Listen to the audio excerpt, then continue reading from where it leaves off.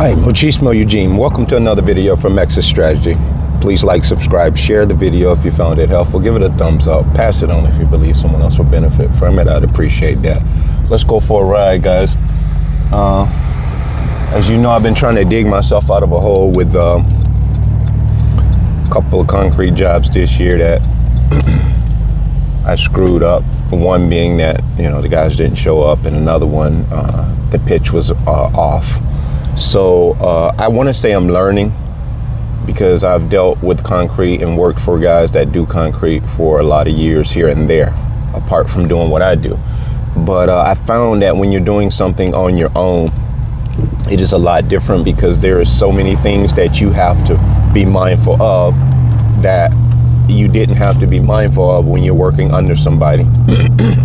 And so it's kind of what I want to discuss. When you coming out of a narcissistic personality disordered relationship, you become codependent when you were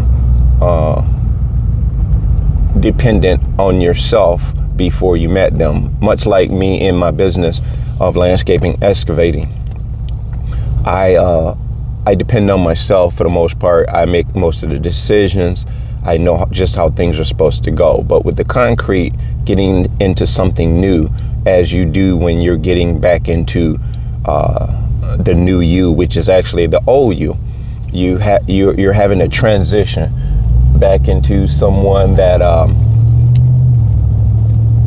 has had your independence and decision making dwarfed it, essentially psychologically stripped away from you.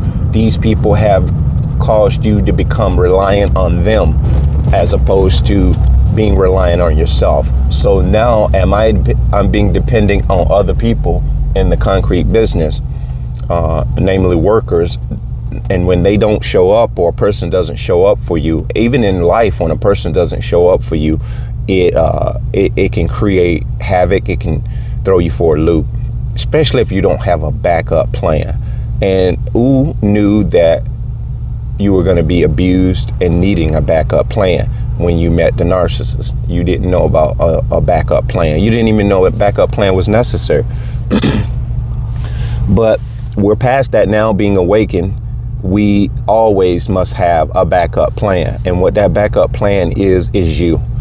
You can always rely on people to some degree, but you can count on yourself to a strong degree.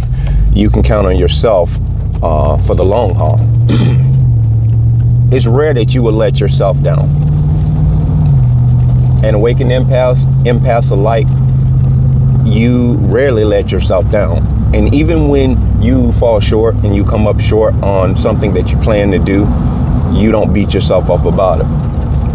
Not only does the narcissist cause you to become codependent on them, they have you in a psychological funk, if you will, to the point where you don't have that confidence a lot of times to even go forth to continue to do the things that you already know you have the confidence to do. They strip you of that, and you don't realize you've been stripped of your your confidence, your tenacity, your deliberateness to continue on when everybody else gives up. You have an uncanny ability to keep pushing forward. See, the narcissist knows this when they meet you. So what they want to do is strip you of that. They don't not only want to destroy you, break you down, they want you not to have a backup plan in your mind. They want you to become unresilient, undetermined, and unpersistent. But they gambled on you, and it didn't work, because your persistence is stellar. Your determination is unlike anything they have ever seen or will see again, because they've dealt with people before that they have let down and that have let themselves down. Unlike you continue to push forward, and you will continue to push forward. You won't accept defeat. And this is not just philosophical talk. We're living proof. Being awakened, we will not take defeat lightly. So when we continue to press forward, there's success on the horizon. We can only succeed when we continue to just do what we need to do and push forward, mistakes included. So we just continue to do what we need to do.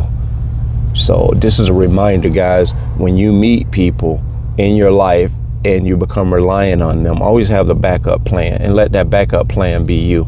Even though you depend on other people, we can't live in a world by ourselves. We must cohabitate and actually trust in other people to some degree. But in trusting people, you must read the signs, you must read their language, you must look in their eyes and see whether they are shady, shifty, or whether they're unreliable in their speech. You must determine if this person has a strong propensity to let you down. And if you determine that, whether it's co-worker, family member, whatnot, you must determine that, hey, I am my backup plan. That being said, bless.